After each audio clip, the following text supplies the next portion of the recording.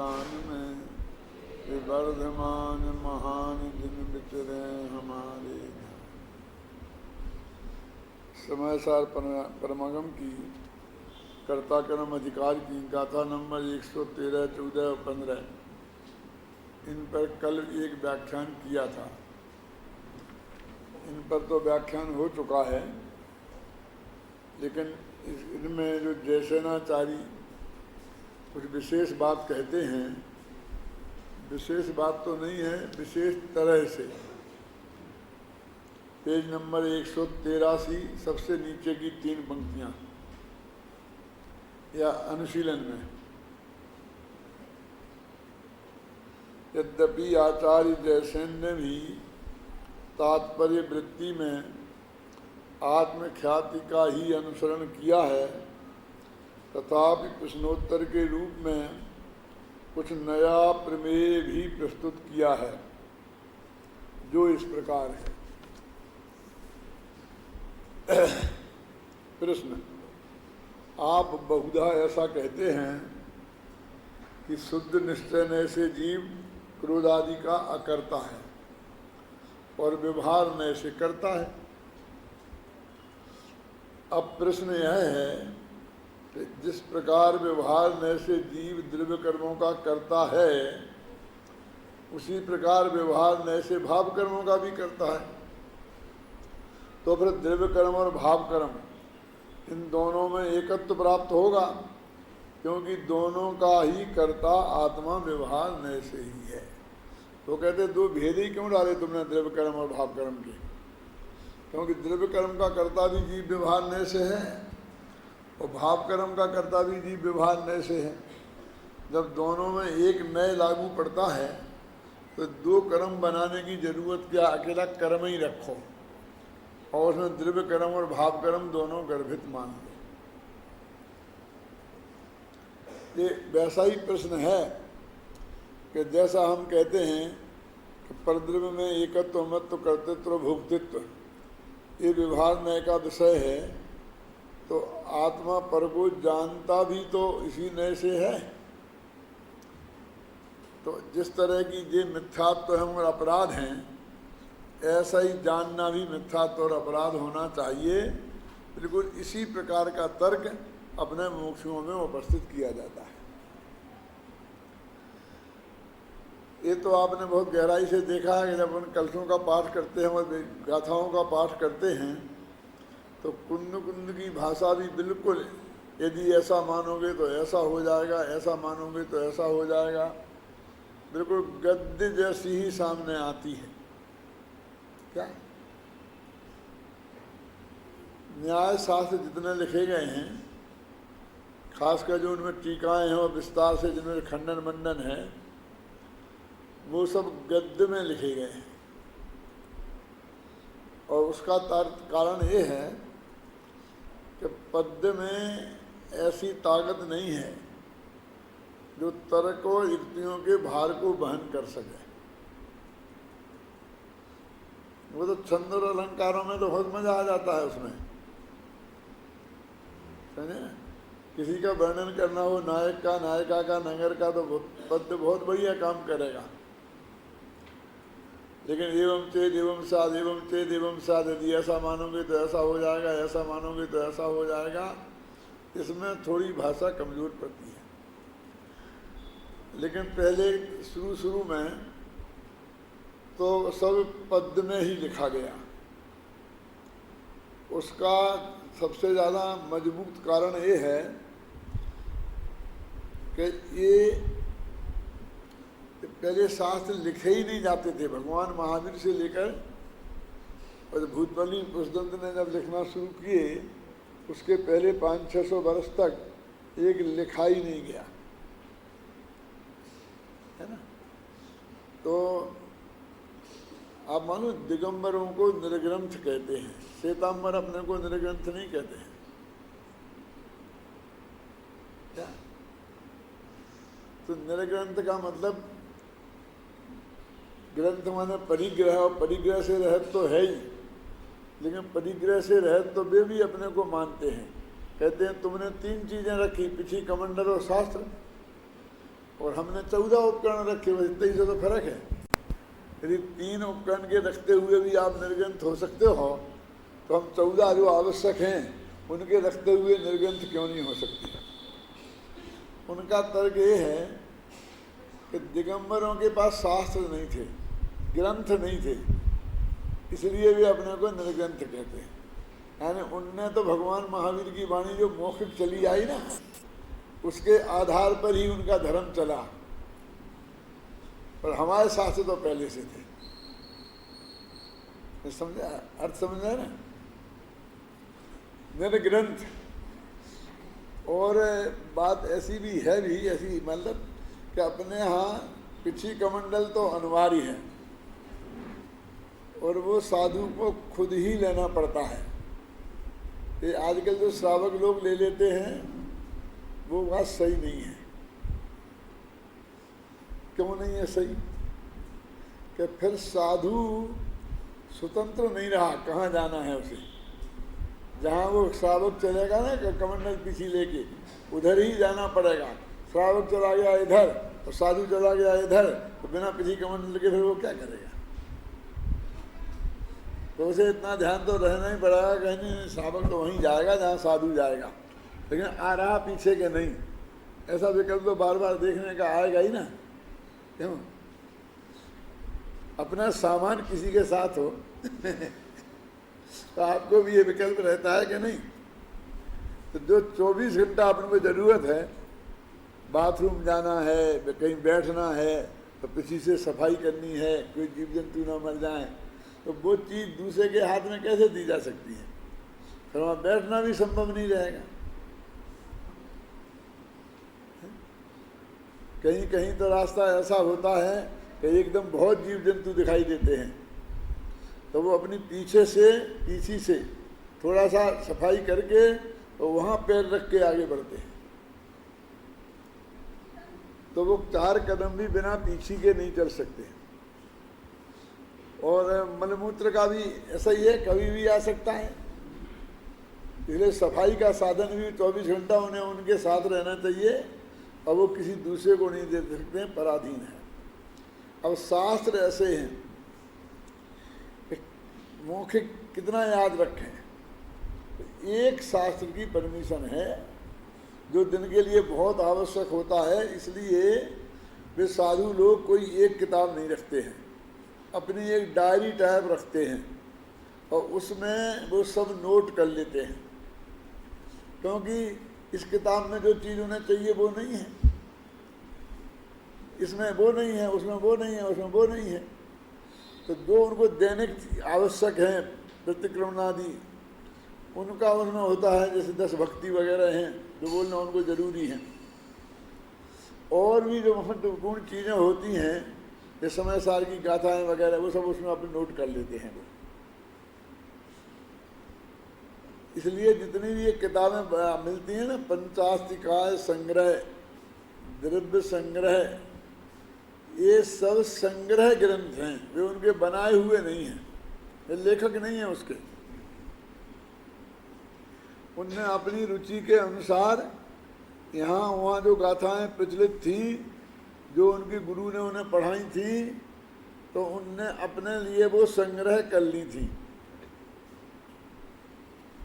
तो अपन कहते हैं ये फलाने मुनिराज का संग्रह है, और उसमें से हमने ये छापी है। फिर अपन छापते वक्त, लिखते वक्त उसे और व्यवस्थित कर देते हैं।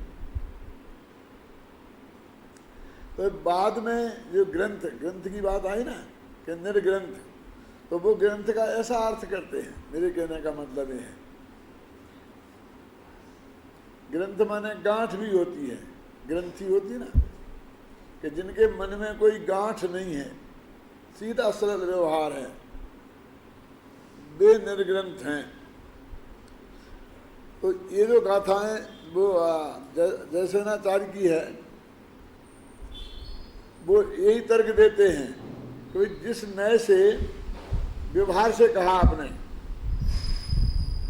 तो जब एक ही नया सब जगह लगा तो सबको एक सा व्यवहार करना चाहिए ना। देखो, पर को अपना मानना, उनका स्वामी बनना, उनका कर्ता भोक्ता बनना ये तो मिथ्यात्व है, लेकिन उनको जानना ये भी मिथ्यात्व है क्या? यदि ये मिथ्यात्व होता तो केवल ही सबसे बड़े मिथ्या दृष्टि होते, क्योंकि वे सबको जानते हैं। तो फिर एक ही नए क्यों लगाया?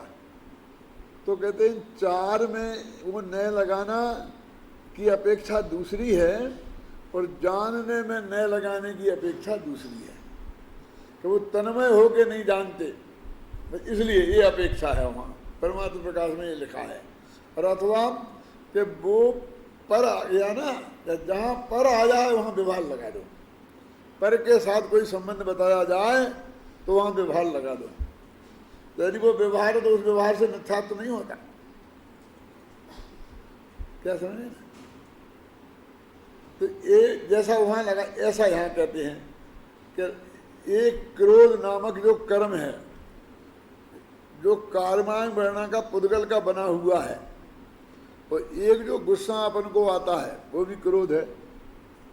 इसे शास्त्रीय भाषा में बोलते हैं भाव कर्म और उसे बोलते हैं द्रव्य कर्म।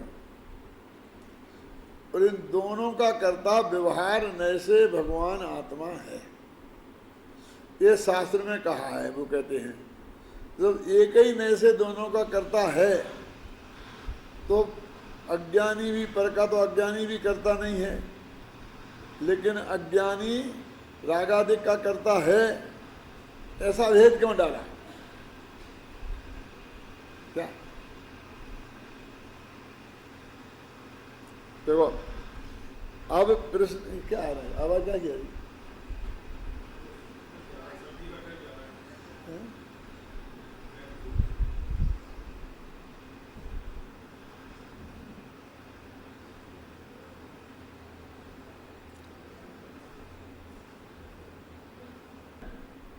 कि जिस प्रकार व्यवहार न से जीव द्रव्य कर्मों का करता है, उसी प्रकार व्यवहार न से भाव कर्मों का भी करता है। तो फिर द्रव्य कर्म और भाव कर्म इन दोनों में एकत्व प्राप्त होगा। भाई इनको एक ही कहो ना, आप उसे भी पुद्गल कहते हो, इसे भी पुद्गल कहते हो, फिर दो भेद करने से क्या फायदा है? क्योंकि दोनों का ही कर्ता आत्मा व्यवहार नय से ही है। प्रश्न समझ में आया ना? अब प्रश्न समझ में नहीं आएगा तो उत्तर कैसे समझ में आएगा? मुझे ऐसा ही है जी कि आप इन्हें भी भाई साहब बोलते हो और इन्हें भी भाई साहब बोलते हो, कि क्या व्यवहार से? क्योंकि ये भी तो व्यवहार नए वाले ही भाई साहब हैं, जो हमारे सगे सगे भाई साहब मान आए हैं, वो भी तो व्यवहार नए से ही अपने भाई साहब हैं ना। और जो बिल्कुल एक मुसलमान है उसको भी हम भाई साहब बोलते हैं, वो भी उसी व्यवहार नए से ही बोलते हैं। तो इन दो में अंतर क्या है? नए तो एक ही लगा। तो प्रश्न समझ में आया? तो मैंने कहा कल बताया था परसों कि इसका तो इतना बड़ा खाता है असदूत व्यवहार नए का, कि ये अमेरिका भी अपना है, सारी दुनिया अपनी है, वहाँ से लेकर, और गुण भेद भी अपना है, अपने में गुण भेद है। यहाँ तक इतना बड़ा खाता व्यवहार के खाते में चलता है, तो सभी को एक कह दें। लेकिन शिष्य के दिमाग में प्रश्न हुआ तो हुआ है? क्यों? देखो उत्तर ऐसा नहीं है, क्योंकि जिस व्यवहार नय से रागादि भाव कर्मों का कर्ता आत्मा को कहा जाता है, उस व्यवहार नय को अशुद्ध निश्चय नय के नाम से भी कहा जाता है। यह कथन द्रव्य कर्मों से भाव कर्मों का तारतम्य दिखाने के लिए किया जाता है। देखो वैसे फर्क तो है, अभेद दिखाएं तो अशुद्ध निश्चय नय कहते हैं रागादिक को, और भेद दिखाएं तो व्यवहार बोलते हैं, बोलते ना। यहाँ उनको दूसरी बात समझानी है ना, तो वो भेद नहीं डालते हैं, कहते उसे तो अशुद्ध निश्चय नय से कहते हैं, और इसे व्यवहार से कहते हैं, क्योंकि उसने कहा था दोनों को व्यवहार से ही कहते हैं। उसकी बात को वहाँ से हटाने के लिए कि नहीं ये तो अशुद्ध निश्चय नय से है, रागादिक का कर्ता अज्ञानी अशुद्ध निश्चय नय से है, और पर का कर्ता व्यवहार नय से है। तो भेद खड़ा कर दिया ना। तो शिष्य छोड़ने वाला थोड़ी है। शिष्य कहता है हमने तो शास्त्र में कई जगह इसको भी व्यवहार नए से करता कहा है, देखा है। तो वो कहते हैं कि अरे भाई शुद्ध निश्चय नए की अपेक्षा अशुद्ध निश्चय नए को भी तो व्यवहार कह देते हैं, इसलिए व्यवहार का है, फर्क है लेकिन व्यवहार इसलिए का। अब देखो वास्तव में अशुद्ध निश्चय नए को थोड़ी व्यवहार कहते, सुनना क्यों कि वो तो राग और आत्मा का अभेद बताए। रागी आत्मा तो अशुद्ध निश्चय नहीं होता है, और आत्मा राग का कर्ता तो व्यवहार नहीं होता है। भेद रूप हो तो व्यवहार होता है, और अभेद रूप हो तो निश्चय होता है। लेकिन इसको यहाँ गौण किया। तो भैया देखो, जैसे वो कहता इसमें अशुद्ध निश्चय ने लगाया राग के कर्ता ने, तो क्यों लगाया? क्योंकि आत्मा राग रूप परिणमित हुआ, अभेद है। तो वो कहता पुद्गल कर्म में भी लगा दो निश्चय ने, अशुद्ध निश्चय ने, कि नहीं ऐसा उसमें नहीं लग सकता, परद्रव्य में नहीं लग सकता है? ये जो अपना सगा भाई है ना, इसको तो हम आधा हिस्सा देंगे संपत्ति का, लेकिन मुसलमान को भाई कह रहे उसको थोड़ी दे देंगे। लेकिन नहीं तो एक ही लगा हमारे पास, भाई भाई भाई, इसमें भी वही उपचरित सद्भुत व्यवहार नहीं लगेगा, और उसमें भी उपचरित सद्भुत व्यवहार नहीं लगेगा।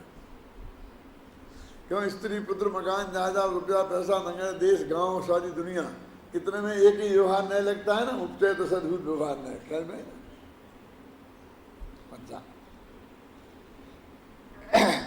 कि तारतम्य दिखाने के लिए हमने कह दिया कि तारतम्य क्या है तुम्हारा, वो बताओ हमारे लिए। यद्यपि द्रव्य कर्म अचेतन है और भाव कर्म चेतन है। देखो जी, अब यहाँ भेद किया, वहाँ भी दो अभी कहते आ रहे हैं ना कि अचेतन है अचेतन है। कितनी घिसाई करी थी अभी अचेतन की है? और फिर यहाँ कह रहे द्रव्य कर्म अचेतन है और भाव कर्म चेतन है, तथापि शुद्ध निश्चय नय की अपेक्षा भाव कर्म भी अचेतन ही है। और शुद्ध निश्चय नय से भाव कर्म को भी अचेतन कहते हैं। बोलो क्या करें? वो सामने वाला लड़ता है कि अच्छे तुम्हारे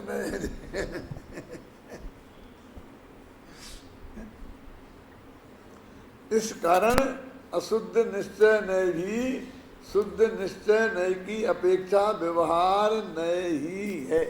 ये जयसेनाचार्य ने यहाँ लिखा, जो जयचंद जी छाबड़ा ने भावार्थ में अपने लिख दिया एक जगह, जो अपन जयचंद जी के नाम से चलाते हैं ना, जयचंद जी ने लिखा कि शुद्ध निश्चय नहीं भी तो व्यवहार ही है, क्या कहा ना, वो वास्तव में ये जयसेन का कथन है। जब वे उसकी टीका लिख रहे थे तो जयचंद जी छाबड़ा, तो उन्होंने अकेली आत्मख्याति कोई पढ़ा होगा ऐसा थोड़ी है।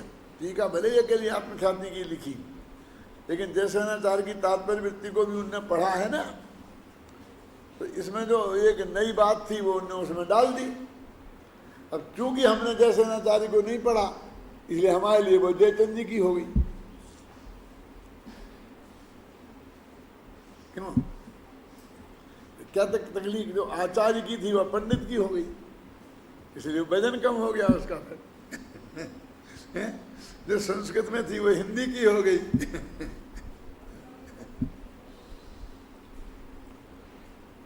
इसका भावार्थ यह है कि जीव द्रव्य कर्मों का कर्ता भोक्ता अनुपचरित असद्भुत व्यवहार नय से है, और रागादि भाव कर्मों का कर्ता भोक्ता अशुद्ध निश्चय नय से है, और अशुद्ध निश्चय नय की अपेक्षा अशुद्ध नय भी व्यवहार ही है। ऐसा उन्होंने लिखा। देखो मैं अभी थोड़ा आपको एक और इसमें से नई बात बताता हूँ कि भैया वो व्यवहार है, लेकिन व्यवहार में भी फर्क है ना। एक सद्भुत व्यवहार नय से है और एक असद्भुत व्यवहार नय से है। एक अनुपचरित असद्भुत व्यवहार नय से है और एक उपचरित सद्भुत व्यवहार नय से है। तो हम व्यवहार नय के भी तो बदल गए ना। लेकिन जब हमने अकेला व्यवहार का नाम लिया तो अकेला व्यवहार कहेंगे तो ऐसे ही बोल देंगे व्यवहार नय से है। अब उसमें चार में से कोई भी भेद हो सकता है, तो भेद भी है गहराई में जाएं तो, और ऊपर से कहेंगे तो भेद नहीं भी है। है ना। शास्त्रों में विभिन्न स्थानों पर विभिन्न प्रकार के कथन आते हैं। आत्मा को शुभाशुभ भावों का कर्ता भोक्ता कहीं तो व्यवहार ने से बताया है और कहीं अशुद्ध निश्चय ने से। देखो, इस प्रकार के कथन को पढ़कर चित्त में जो असमंजस हो जाता है उसका निराकरण तात्पर्य वृत्ति के उक्त कथन से भली भांति हो जाता है। निष्कर्ष के रूप में कहा जा सकता है कि इन गाथाओं का मूल प्रतिपाद्य यही है कि बंध के कारण रूप जो मिथ्यात्वादि प्रत्यय हैं, यह भगवान आत्मा उनसे भिन्न है। इस कारण यह भगवान आत्मा बंध का कारण भी नहीं है और बंध का कर्ता भोक्ता भी नहीं है। क्योंकि जैसे जो वर्णादि से भिन्न है वैसे रागादि से भी तो भिन्न है ना। क्या वर्णादि अनुरागादि तेने जो भाव को न्यारा किया, वर्णाद्या राग मोहादयो वा सर्वे भावा भिन्न वा से पुरुषा। तो इस तरह जो 3 गाथाएं थीं, उन गाथाओं में जैसे नाचार्य ने क्या अर्थ किया विशेष, ये स्पष्टीकरण उसमें था जो आत्मख्याति में नहीं था, इसलिए अपन ने ये वहाँ से ले लिया। तो इस तरह से आपका जयसेनाचार्य की टीका का भी स्वाध्याय होता जा रहा है, ख्याल में है ना। अब आगे की गाथाएं पढ़ते हैं। अब आगामी 10 गाथाओं में, ये 10 गाथाओं का ग्रुप आएगा, 5-5 के ग्रुप में 2 तरह से। इन 10 गाथाओं को 2 कलशों में बांधा है। ये परिणमन की शक्ति जब है ना, उसमें विघ्न तब क्यों न हो, स्वयं करता स्वयं के परिणमन का जो वो कलश है ना, पुद्गलों में है स्वाभाविक परिणमन की शक्ति जब, और उनमें है न कोई विघ्न तब।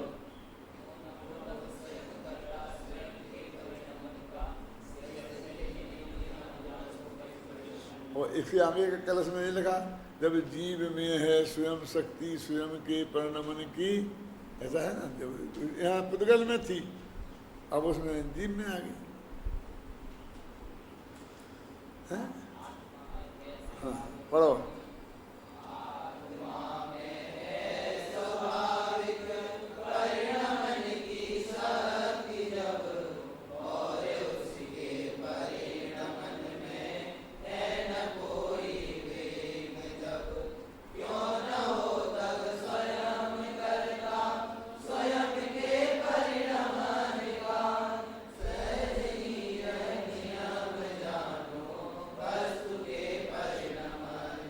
इतनी सी बात इन 10 गाथाओं में कही है, और 2 कलश और 10 गाथाएं, लेकिन बहुत महत्वपूर्ण है ना। जितने काल तक आपका उपयोग इस पर रहे उतना ही अच्छा है। मैं एक पूछना चाहता हूँ, और उनके परिणमन में है न कोई विघ्न जब, ये संस्कृत में कौन सा शब्द है कि जिसका ये अनुवाद किया गया है? तो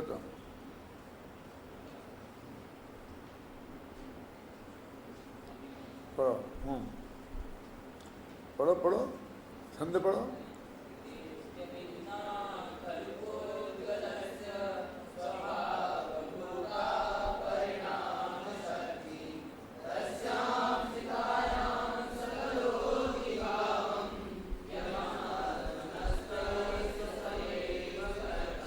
ये ना अवेगिना, अवेगिना शब्द है, स्थिति अवेगिना खलु पुद्गल से। ये अवेगिना का अर्थ है कौन सा? है न जिसमें कोई विघ्न जब। मुन शक्ति पड़ी है लेकिन अविघ्न पड़ी है, इसमें कोई विघ्न नहीं आए, ऐसी शक्ति पड़ी है।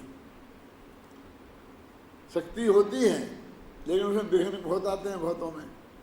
तो कहते हैं प्रणमन की शक्ति में कहीं कोई विघ्न नहीं आ सकता। माने जो द्रव्य स्वयं के प्रणमन को कर रहा है, तो कोई अगर उसमें विघ्न डाल देवे तो वो कुछ देर को रुक जाए प्रणमन करने को, ऐसा संभव नहीं है।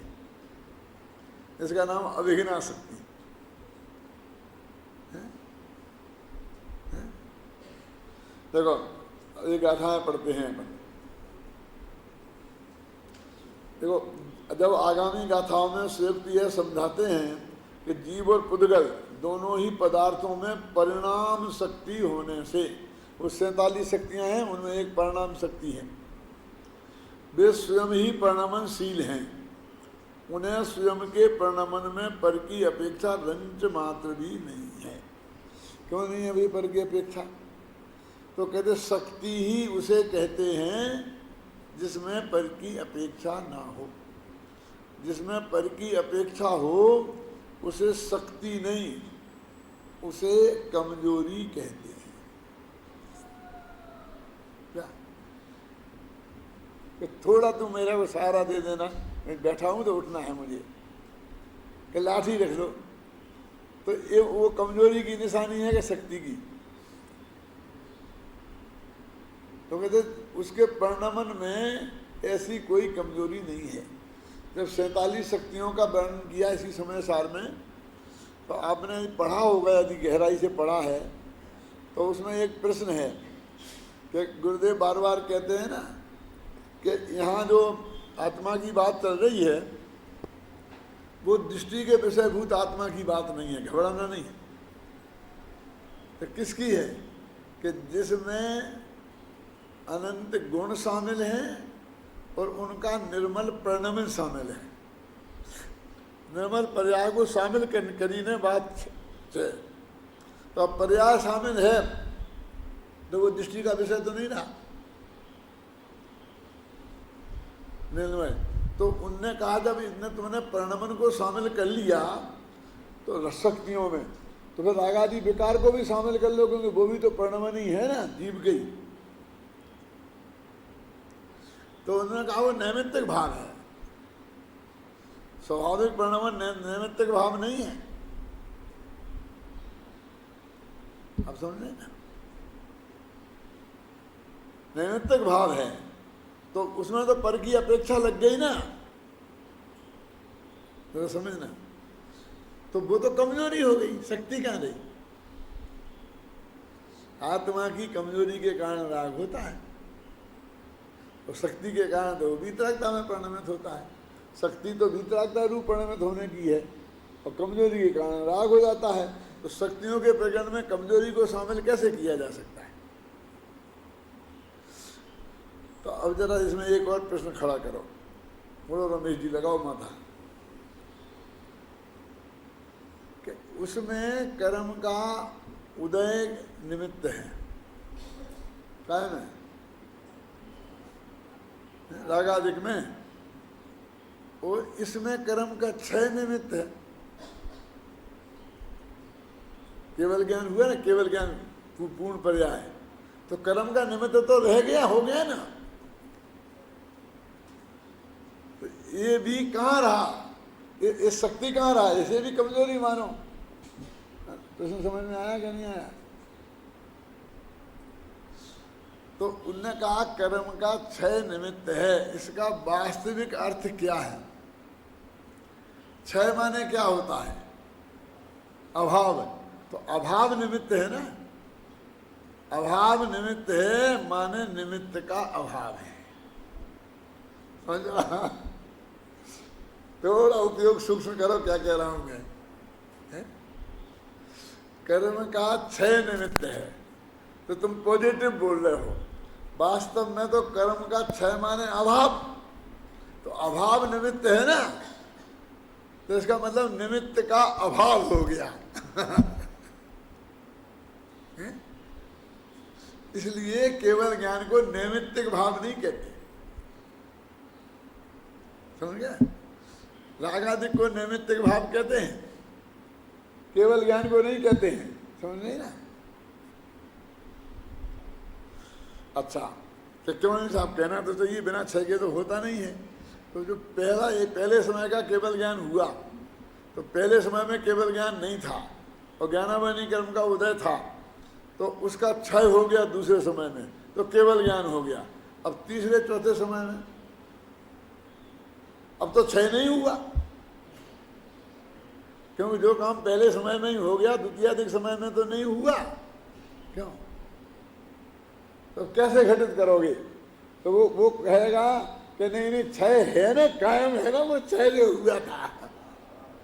तो फिर अनंत काल तक निमित्त लगाओ उसको।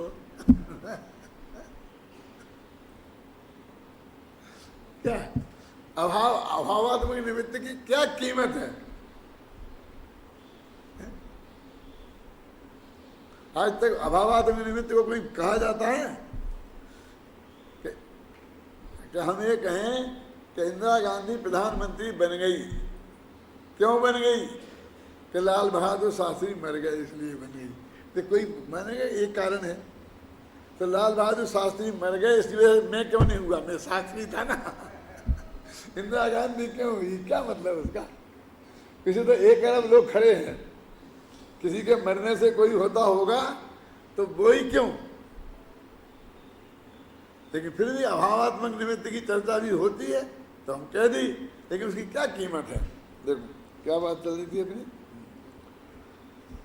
सर्वप्रथम गाथा 116 से 20 तक सांख्य मतनुयायी शिष्य को ध्यान में रखकर पुद्गल द्रव्य को परिणाम स्वभावी सिद्ध करते हैं।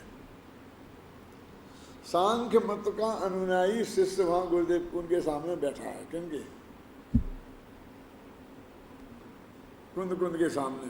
देखो जरा इस पर निकालो अभी पेज गाथा पढ़ने के पहले।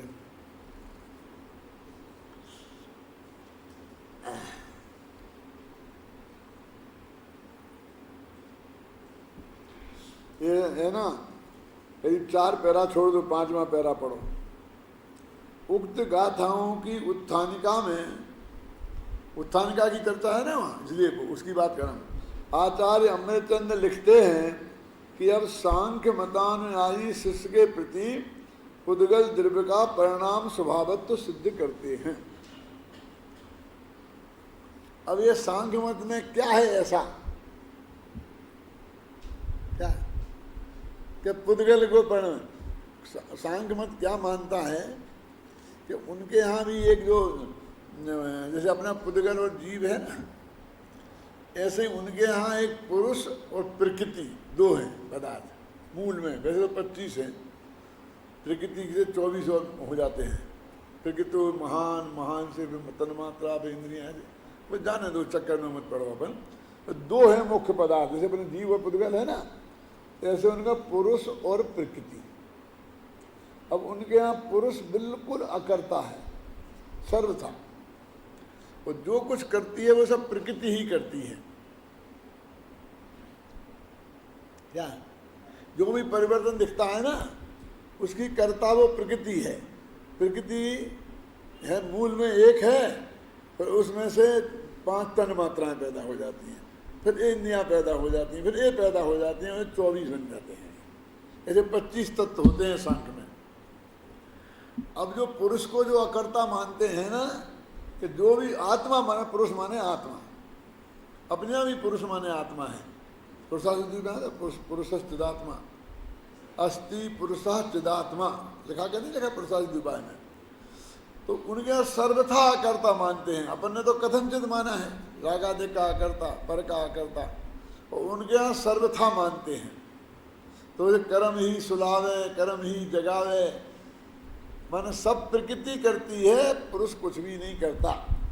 तो जो ऐसी दृष्टि वाले शिष्य हैं कि मैं तो सर्वथा अकर्ता हूं, तो नींद आ गई तुम्हें भैया कि मैं क्या करूं? निद्रा दर्शनावरणी कर्म का उदय था, वो निद्रा दर्शनावरणी कर्म को बोलो। मैं तो कुछ कर नहीं सकता, निद्रा दर्शनावरणी कर्म का उदय आएगा। कि तुमने खाना क्यों खाया? कि क्या करूं, क्षुधा वेदनी कर्म का उदय था इसलिए खाया। तो अपने यहाँ भी कर्म को प्रकृति बोलते हैं। भाग्य की बात ऐसी है, पुरुष को आत्मा बोलते हैं और कर्म को प्रकृति बोलते हैं। प्रकृति होते हैं ना, कर्म की प्रकृतियां हैं। तो जो ऐसा जैनी है जो सारी गलतियों को अपने माथे पे बिल्कुल नहीं लेकर कर्म के माथे पे मरना चाहता है, उसको कहते हैं सांख्य मतानुयायी शिष्य। है तो अपना शिष्य, लेकिन उसके अंदर उस बात का हट है कि जो निश्चय ऐसे अकर्ता कहा है ना, मेरी कोई जिम्मेवारी नहीं है। क्या कहूँ, पुराने कर्म का उदय ऐसा ही आ गया कि देखो तुमको गुस्सा नहीं करना चाहिए था, तो वो क्या कहेगा कि तो तुम गाली नहीं देते तो मैं गुस्सा नहीं करता, फिर गुस्सा करता तो तुम कहते। तो ये तो बहिरंग निमित्त की बात हुई। अच्छा हम कल से गाली नहीं देंगे, फिर तुम्हें गुस्सा नहीं आना चाहिए, फिर तो नहीं आएगा ना। और फिर आ गया तो बबलू क्या करेंगे कि वो क्रोध नामक कर्म का उदय होगा ना, अंतरंग निमित्त तो वो है ना। अब वो क्रोध कर्म का उदय होगा तो गुस्सा तो करना ही पड़ेगा ना फिर। तो या तो तुम्हारी गलती है मुझे गुस्सा आने में, और या कर्म की गलती है, मुझे क्यों दोष देते हो। तो सारे पाप भाव करेगा, समझना, और अपनी जिम्मेवारी स्वीकार नहीं करेगा, ऐसे शिष्य को वो कहते हैं सांख्य मतानुयायी शिष्य है। शिष्य तो है कुंद कुंदाचारी का, और सांख्य मत को मानता है। ऐसा कैसे हो सकता है? सुनो, यहाँ प्रश्न हो सकता है ना, कि आचार्य कुंद कुंद का शिष्य होकर कोई व्यक्ति सांख्य मतानुयायी कैसे हो सकता है?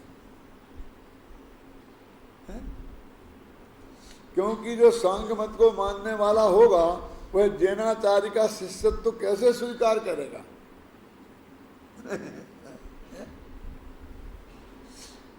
कोई व्यक्ति जैन धर्म की आस्था वाले होकर के भी, ऊपर से तो कहते हैं हम जैनी हैं, जैन धर्म सच्चा धर्म है, निश्चय न्याय के पक्ष को सुनकर जो निश्चयभाषी होते हैं ना, वे सांख्य मतानुयायी शिष्य हैं।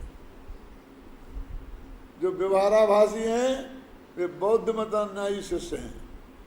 कौन से? जिनको अनित्यता का पक्ष है, ये नित्यता के पक्ष वाले हैं। लेकिन सरकम क्षणकम सब खत्म हो जाएगा, सब खत्म हो जाएगा, कुछ नहीं बचेगा, ये सब चले जाएंगे, हम चले जाएंगे, तुम चले जाएंगे। और वैराग्य के पक्ष में ये बात कहते हैं, वे काहे को लड़ते हो, कोई रहने वाला नहीं है, सब जाने वाले हैं, 2 दिन 4 दिन की चांदनी है।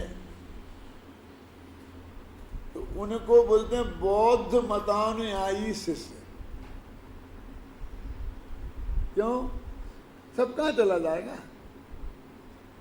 ये जो संयोग हैं, ये पर्याय हैं, ये जाएगा। भगवान त्रिकाली ध्रुव तो तुम मौजूद ही है ना, जाएगा वो तो बहुत अल्प है, और जो रहा वो तो बहुत है।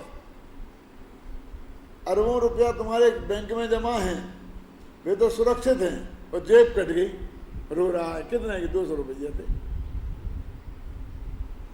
यदि वो अपने को 200 रुपया है, वे तो सब साफ हो गया, अब वापसी की टिकट की व्यवस्था भी नहीं है, बस के पैसा भी नहीं है, अब तो मुझे पैदल जाना पड़ेगा।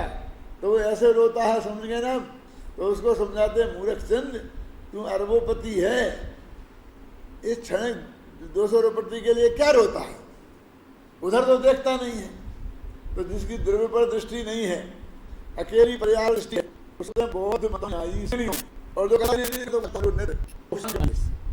सांख्य मध्य जो अकर्तावादी हैं, माने आत्मा कर्ता नहीं है, इसका सर्वथा एकांत मानते हैं।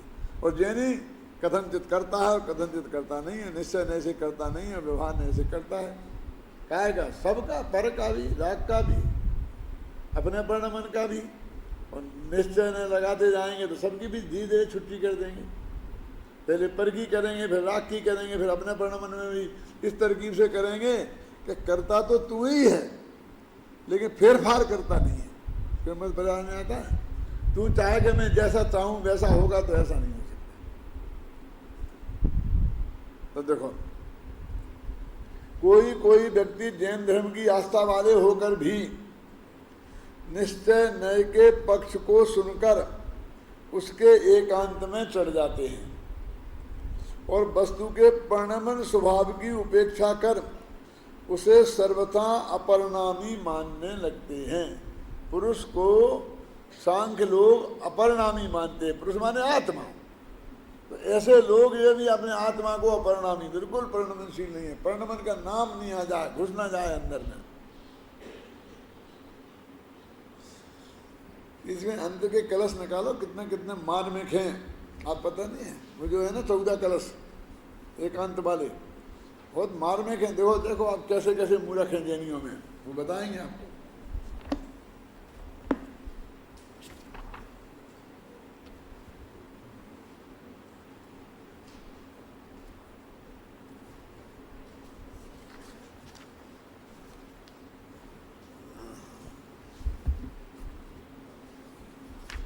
8 कलश है ना, नमूने के रूप में एक बताऊंगा, बस घबराना नहीं। ये 8 कलश है ना, 8 एकांतियों के, परिशिष्ट में होंगे, परिशिष्ट में।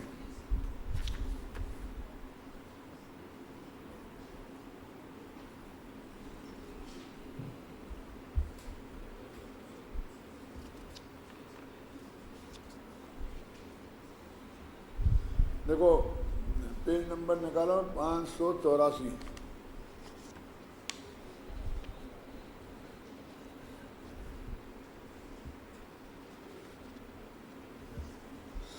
देखो 552 से शुरू होते हैं ये छंद शायद, नहीं 552 से नहीं, और पहले से भी एक छंद 248वां छंद, पेज नंबर 517 का।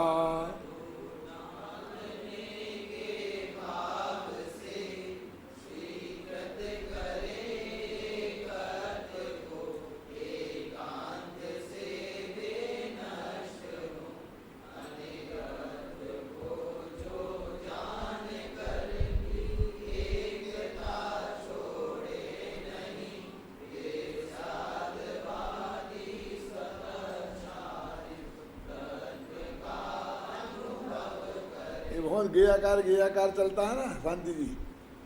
देखो गेयाकार रूप कलंक से स्वयं को मलिन मानकर उस को धो डालने की कल्पना करता हुआ अज्ञानी प्रगट रूप से अनेकाकार ज्ञान को एकाकार करने की इच्छा से अनेकाकार न मानकर नष्ट होता है। अब जो आप लोगों को मजा नहीं आ रहा होगा, क्योंकि कुछ समझ में नहीं आ रहा क्या कर रहा है। वो क्या है, वो क्या कहता है कि मैं ज्ञान गेयों को जानेगा, तो चूंकि गे अनेक हैं तो उन सबके आकार ज्ञान में भाषित होंगे, तो ज्ञान अनेकाकार हो जाएगा, है ना। तो ज्ञान अनेकाकार हो गया, तो जो ज्ञान एक आकार रहा उसको बोलते हैं ज्ञानाकार, और वो अनेकाकार हो गया उसको बोलते हैं गेयाकार। तो कहते गेयाकार के कलंक को धोड़े, वो गेयाकार से कलंक लगता है। गेयाकार जो मैल गेयाकार का दो डालने के भाव से, क्या कि ये गे हमारे ज्ञान में झलक गए तो कलंक हो गया, बस खत्म, पर को जानने में आ गया ना, वही मुद्दा है।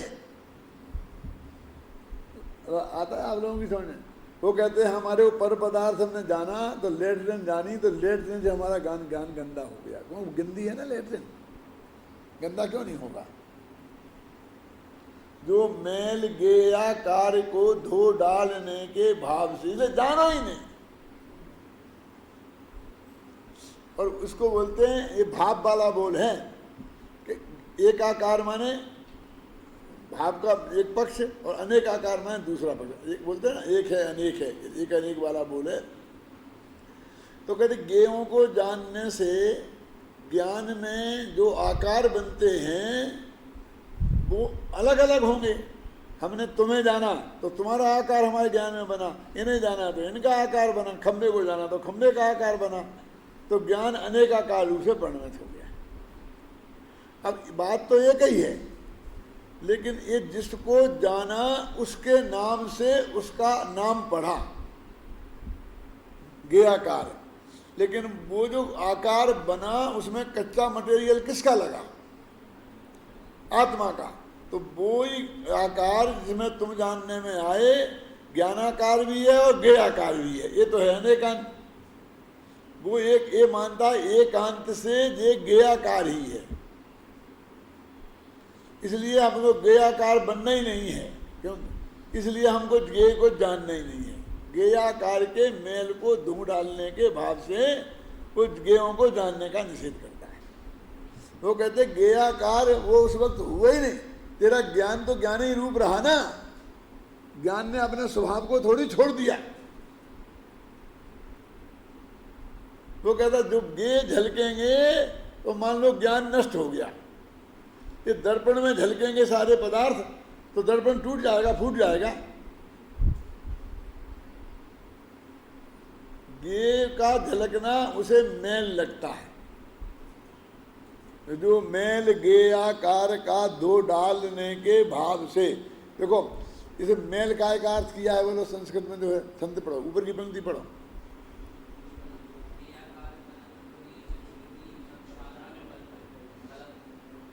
कलन का अर्थ मैल किया है। मेचक जो अनेकाकार, अनेकाकार को वो मैल मानता है।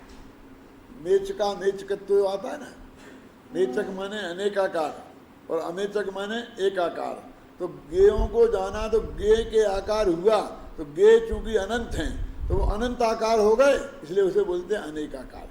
गेयाकार माने अनेकाकार और एकाकार माने ज्ञान तो ज्ञान के ही आकार में रहा, ज्ञान ने ज्ञानत्व बने को नहीं छोड़ा।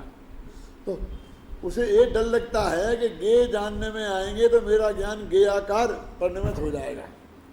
तो आता ना ज्ञायक गेयाकार ममत्व निवार के, तो वो कहते हैं कि छोड़ना क्या है, ध्यान से सुनना, थोड़ी बारीक बात है बनना नहीं, कि वो जो गेय तुम्हारे जानने में आया है उसमें तुम अपनापन स्थापित करो, मेल तो ये है।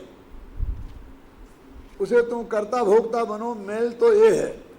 उसके तुम स्वामी बनो, मेल तो ये है। उसको जानना ये मेल नहीं है। उसने वो जानने को भी मेल मान लिया, जबकि वो तो उसका स्वभाव था। जो मेल गेयाकार का दो डालने के भाव से स्वीकृत करें एकत्व को, एकत्व माने एकाकार को, और एकांत से वे नष्ट हों। अनेकत्व को जो जान कर भी एकता छोड़े नहीं। देखो अनेक गेयों को जान करके भी एकत्व को जिस आत्मा ने नहीं छोड़ा, वे स्यादवादी स्वतः छालित तत्व का अनुभव करें। वो जो तत्व मेला कैसे हो जाएगा, वो तो स्वभाव से ही धुला हुआ है, उसे धोने की जरूरत नहीं, स्वतः छालित, वो मेला होता ही नहीं। अनंत गेयों के जानने पर भी ज्ञान में मेल आता ही नहीं है? फिर इसके विरुद्ध दूसरा कलश आएगा। ये कहते हैं अभी गेयों को नहीं जानता है, वो कहते ज्ञानाकार ही नहीं है, मेरा तो ज्ञानाकार ही नष्ट हो गया, ज्ञानाकार ही नष्ट हो गया।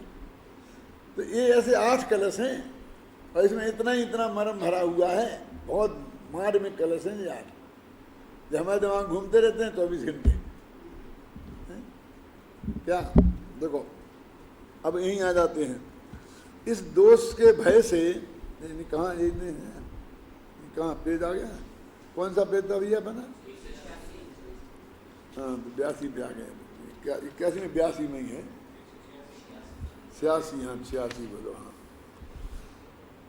इसका भावार्थ यद्यपि द्रव्य कर्म अचेतन है और भाव कर्म चेतन है, तथापि शुद्ध निश्चय नहीं की अपेक्षा भाव कर्म भी अचेतन ही है।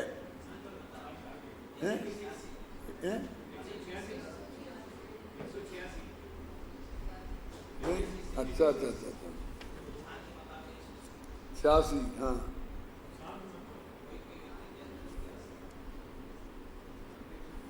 अभी तो अपन गाथाओं पे ही चल रहे भैया। हाँ अच्छा अच्छा अच्छा अब आया समझ। हाँ कुंद कुंद का शिष्य, कोई कोई व्यक्ति जैन धर्म की आस्था वाले होकर भी निश्चय नए के पक्ष को सुनकर उसके एकांत में चढ़ जाते हैं और वस्तु के परिणाम स्वभाव की उपेक्षा कर उसे सर्वथा अपरिणामी मानने लगते हैं। वे प्रकट रूप से तो जैन ही रहते हैं, पर उनकी अंतर मान्यता सांख्यों जैसी हो जाती है। ऐसे लोगों को यहाँ सांख्य मतानुयायी शिष्य कहकर संबोधित किया है। इन गाथाओं में संयुक्त यह सिद्ध किया गया है कि पुद्गल द्रव्य स्वयं परिणमनशील है, उसे अपने परिणमन में पर की रंच मात्र भी अपेक्षा नहीं है। भाई इतना जब पुद्गलों में परिणमन की शक्ति स्वयं है, इन 5 गाथाओं में सिर्फ ये सिद्ध किया। तो अगली 5 गाथाएं आएंगी तो ऐसी जीव में भी स्वयं परिणमन की शक्ति है, ख्याल में है ना। इसमें है अभिघ्ना, स्तेत्य अभिघ्ना खलु पुद्गलस्य, है ना। और जीव में क्या है? निरंतराया। देखो ध्यान रखे एक एक चीज कि वहाँ यहाँ अभिघ्ना लिखा और वहाँ निरंतराया लिखा। जगह छंद में जैसी होती है ना, इसे तेति जीवस्य निरंतराया स्वभावभूता परिणाम शक्ति, है ना। यहाँ निरंतराय लिखी, पर अपन ने आत्मा में है स्वाभाविक परिणमन की शक्ति जब, और यहाँ भी ऐसे अनुवाद किया है, सब पुद्गलों में है स्वाभाविक परिणमन की शक्ति जब। अपन ने कोई अंतर नहीं डाला, क्योंकि अपन को तकलीफ नहीं थी। एक जगह उनने अभिघ्ना लिखा और एक जगह निरंतराया लिखा, और हमने दोनों का अर्थ यही कह दिया है, स्वाभाविक। स्वाभाविक अर्थ किया, और है ना कोई विघ्न, जब ये निरंतराय का अर्थ हो गया, और उनके परिणमन में है ना कोई विघ्न जब एक छंद आप बोलते हैं ना, और हम अपने घर से भी सुनते हैं, तो हमारी कली कली खिल जाती है। और इसे तुम अशुद्ध बोलो, इन छंदों को, ये बर्दाश्त नहीं हो सकता। जैसे वो होता ना, नाचने वाले, जो गाने वाले, यदि वो कोई सामने वाला गा रहा हो और जरा उसमें उसके हिसाब से ये कर दे, तो उसके माथे पर 3 सले पड़ जाते हैं। अपन को तो कुछ फर्क ही नहीं पड़ता है। कितना महत्वपूर्ण तत्व है ये पंक्तियों पे मेरे बहुत हृदय में अंदर से उल्लास आता है। आत्मा में है स्वाभाविक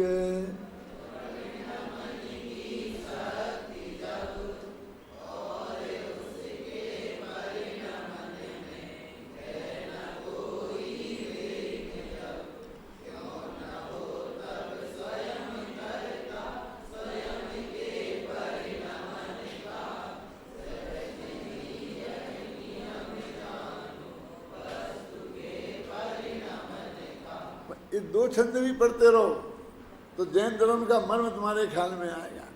भाई पुद्गल में अपने परिणमन की शक्ति है, जीव में अपने परिणमन की शक्ति है। अब तुम जबरदस्ती उसके पीछे के जीव को पुद्गल परिणमाए, पुद्गल को जीव परिणमाए, इसी क्या जरूरत है? जीव अपने आप परिणमन करता है, पुद्गल अपने आप परिणमन कर सकता है। हमको तो ये लगता नहीं, दूसरे का सहयोग चाहिए। यदि सहयोग चाहिए तो उसकी परिणाम शक्ति क्या करेगी? पुद्गल में भी परिणाम शक्ति है और जीव में भी परिणाम शक्ति है, तो दोनों परिणाम शक्ति खाली बैठी रहेंगी। यानी थोड़ा सा हम सहयोग कर दें कि नहीं, तुम्हारे सहयोग की जरूरत नहीं है। देखो मैं बोलता हूँ, अभी मैं प्रश्न कर रहा हूँ, अब इसमें एक लड़का कोई भी आदमी मेरे से एक प्रश्न करे और मैं उसका जवाब दूँ, इतने बीच में आप समझाने लगो नहीं ऐसा है, ऐसा है, ये आप क्या समझते हो कि आपने मेरा सहयोग किया? सहयोग किया कि अपमान किया? किसान मैं तो सहयोग किया था। अरे सहयोग नहीं है, अपमान है। तुमने ये समझा कि हम इसका उत्तर नहीं दे सकते, हमारा उत्तर ठीक नहीं है, सही नहीं है, इसलिए आप बीच में कूद के आए। हमें आपके सहयोग की जरूरत नहीं है।